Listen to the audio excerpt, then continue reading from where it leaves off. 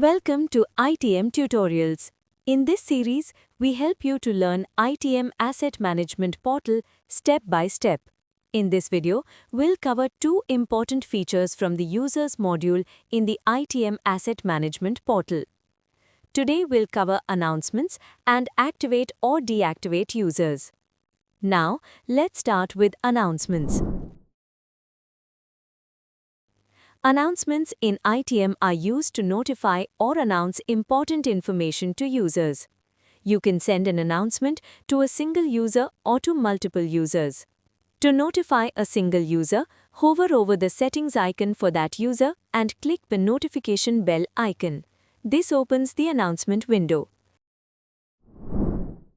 To notify multiple users, select users using the checkboxes in the users list. Then, click on the notification bell icon from the page header. Here you can see all selected users in the announcement window. Enter the announcement title and description. Set the start date and end date, which are required fields. You can also set the status of the announcement as active. Once all details are filled, click on the Save button.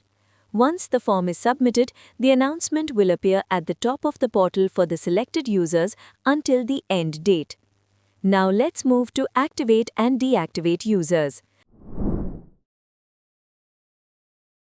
This feature is used to control user access to the system.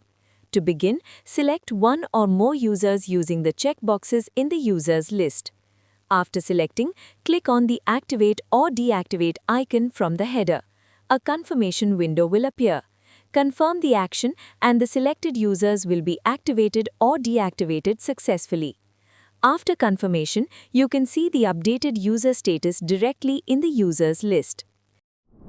That brings us to the end of this tutorial.